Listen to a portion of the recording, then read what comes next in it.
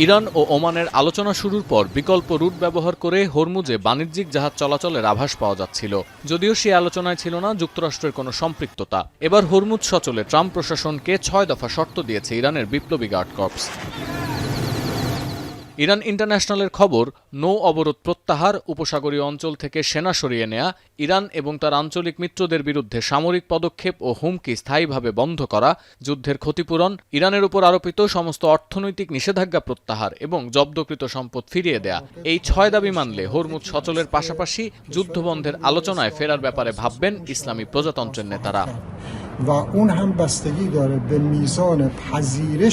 এই শর্তগুলো নতুনভাবে উপস্থাপন করা হলেও আগের যুদ্ধবিরতি ও জুনের সমঝোতা স্মারকেও একই ধরনের দাবি উত্থাপন করেছিল তেহরান। কিন্তু তখন ওয়াশিংটন তার প্রতিশ্রুতি রক্ষা করেনি। তেহরানের সাফ অবস্থান, হরমুজ সচল করতে হলে আগে এই 6 শর্ত মানতে হবে ট্রাম্প প্রশাসনকে। এদিকে ওমানের সঙ্গে আলোচনার ভিত্তিতে ভিন্ন রুট সচল করে হরমুজ সংকট সমাধানের ব্যাপারে আশাবাদী হলেও নতুন করে জাতীয় ঐক্যের ডাক দিয়েছেন ইরানের প্রেসিডেন্ট মাসুদ পেজেশকিয়ান।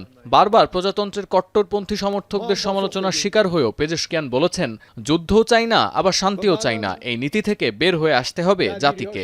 72 ঘন্টা ময়েশ্চার লক সমৃদ্ধ লিলি হুইপ শিয়া মিস্টিক গ্লোয়িং বডি ওয়াশ। শিয়া বাটারের গুডনেস স্কিন রিপেয়ার করে রাখে সফট ও গ্লোয়িং, ছড়িয়ে দেয় লং লাস্টিং ফ্রেগন্যান্স।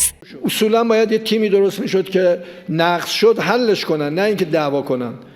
ما خب به جای اینکه بشینیم حل کنیم حالا باید جزئیات رو ببینیم به چه আবার যুক্তরাষ্ট্র এই শর্ত মানবে কিনা সেই আশাতে বসে নেই ইরান। পররাষ্ট্রমন্ত্রী আব্বাস আরাকচিও জানিয়েছেন, হরমুজে বিকল্প পথে জাহাজ চলাচল সচল করতে ওমানের সঙ্গে চুক্তির খুব কাছাকাছি ইরান।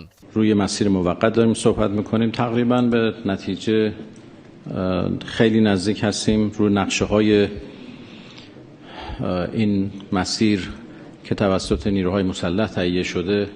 এদিকে ইরানের শর্তের ব্যাপারে কোনো প্রতিক্রিয়া না জানালেও মার্কিন ভাইস প্রেসিডেন্ট জেডি ভ্যান্সের দাবি, হরমুজে চলাচলকারী জাহাজ থেকে টোল আদায়ের পরিকল্পনা থেকে সরে এসেছে ইরান। আর ফক্স নিউজকে দেয়া সাক্ষাৎকারে ভ্যান্স বলেছেন, তেহরান যদি সংঘাত বন্ধের ব্যাপারে অনাগ্রহ দেখায় তাহলে সামরিক চাপ অব্যাহত রাখবে Washington. We're just going to keep on applying the pressure that we can apply and getting as much oil and gas out of the Middle East so that Americans can enjoy lower gas and energy.